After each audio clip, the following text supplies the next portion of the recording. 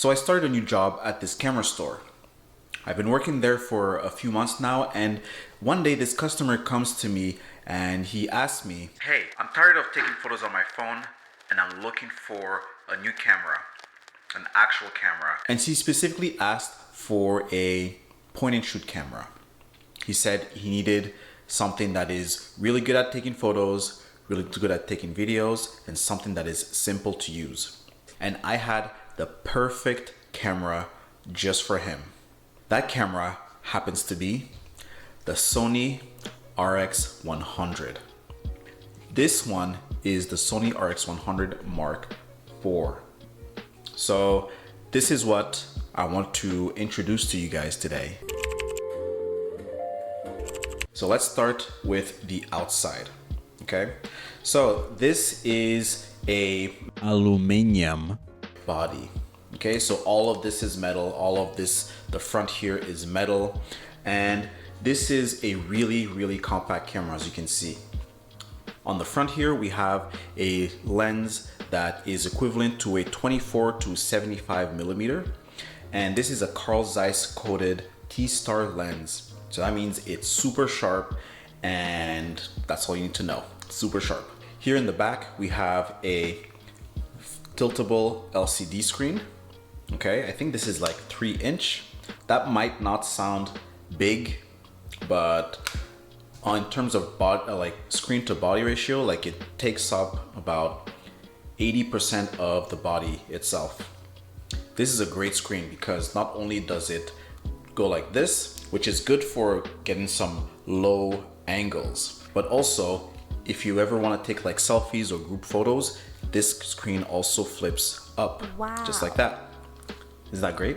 So now, not only can it do that, but it can also tilt down.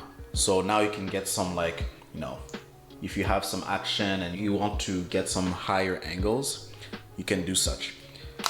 Next thing, you might be asking, where is the flash? Well, check this out. So the flash is right there. This is a nice little puppy flash, and every like point and shoot, really, they come with a standard flash. But what makes this one special is that this one can flip up like that. Let's check this out.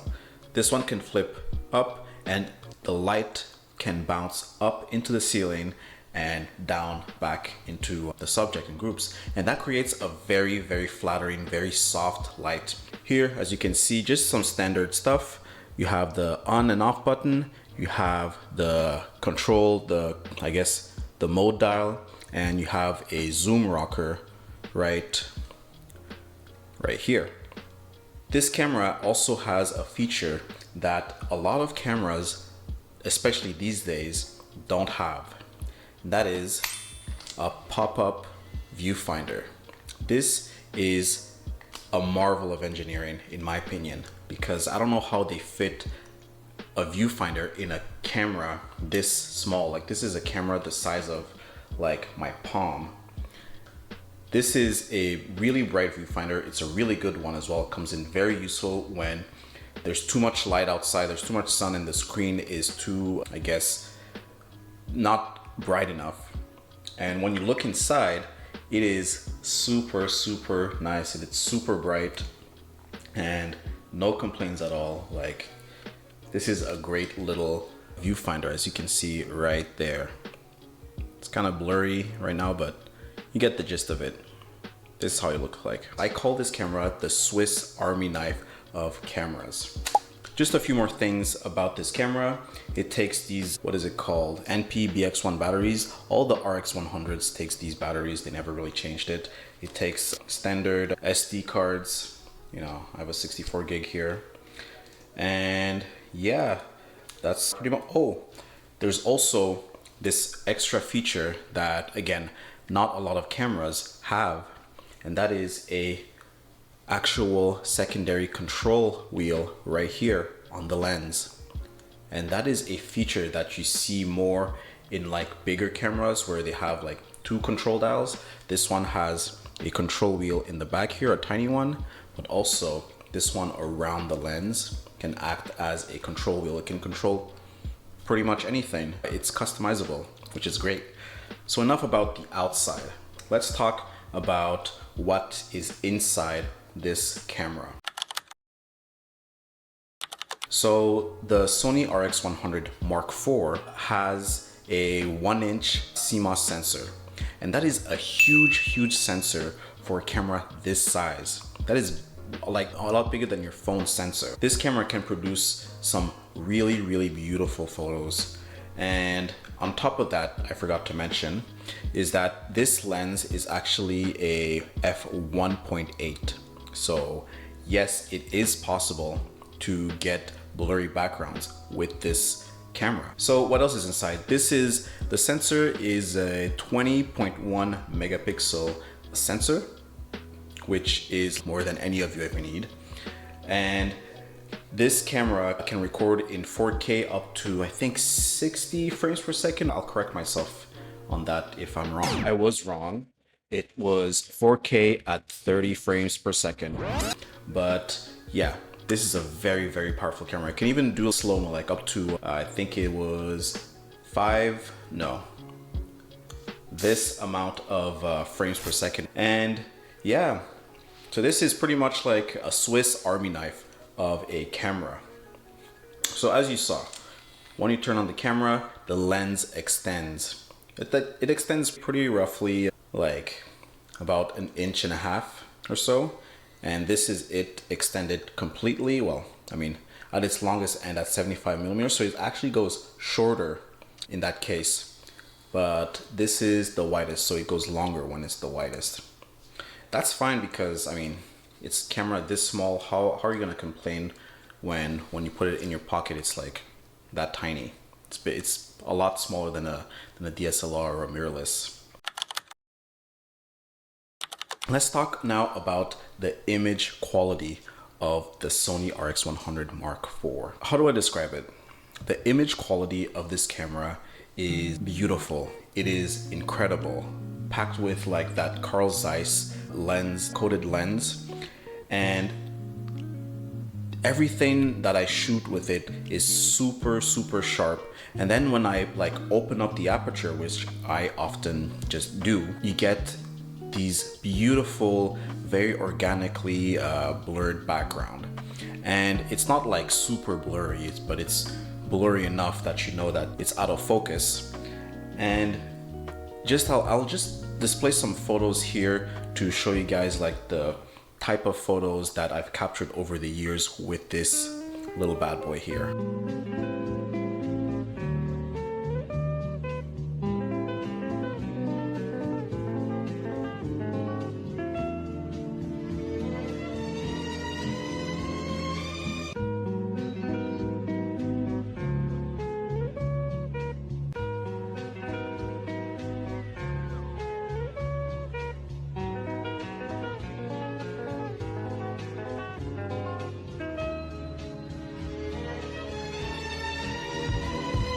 Another thing to add on the image quality, or I guess the performance of this camera, is that the low light performance of this camera is actually surprisingly so good.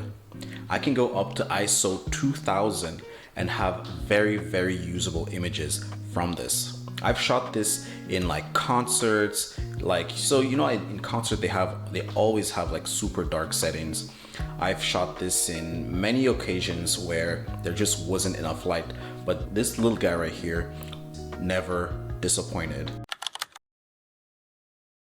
So now that I've gushed over about how good this camera is, there's a few things that I find frustrating, and some of those mainly is just the shape of the camera. Yes, it's tiny, it's small, and there's advantage to that, but there's also disadvantages. Sony made some compromises with the ergonomics of this camera. This camera is not made for big hands. This is a small camera. And not only that, but the texture, as you can see right here, is slippery. There is no grip whatsoever on this camera. You can buy a separate grip for like 20 bucks from Sony, but it doesn't come with it. And this camera, if not handled carefully, it's going to slip out of your hand like a brand new iPhone. Thankfully, even though it is slippery, this camera can take a beating. I don't know if you guys can see this, but mine is beat up quite well. This viewfinder doesn't go down flush anymore. I have some bumps, as you can see there, on the flash unit, and down here there's like some scrapes and some scratches and whatever, but this camera is still kicking like a perfectly used Toyota. Nice. This camera can take a beating. Another thing that I don't like about this camera is the battery life. There's a lot more to be desired from it. Since it is a very powerful camera, it will pull a lot more from the battery than its predecessors. I used to have the RX100 Mark II, and that battery lasted for days. This is the same battery that I used, and it lasted a lot longer in that one than this one. But I just carried spare batteries, and after a good day of shooting, I just pop one in and I charge the other. Ooh, another bonus, a quick little bonus thing about the batteries is that you can actually charge the batteries through the camera via micro USB. Unfortunately, it's not USB-C, but micro USB, and yeah, it's great. It works well. So now let me answer this question. Do I recommend this camera in 2024? The short answer is yes, but this camera is very, very expensive now, especially in the second-hand market. I bought this a while ago and it was still a little pricey, but now with the rise of Digicams and the resurgence of the point-and-shoot cameras, this has become one of those like rare finds or most sought-after type of cameras, and people have been raising up, like skyrocketing the price of this camera a lot. So if you can afford it, sure, get it. But I personally don't think it's worth getting this camera if it's anywhere over $400, because honestly, you could get something better than something like this little guy here. But if you do find one for a good price, grab it. Grab it right away and go have fun with it. So that is the Sony RX100 Mark IV. Thanks for watching. Peace.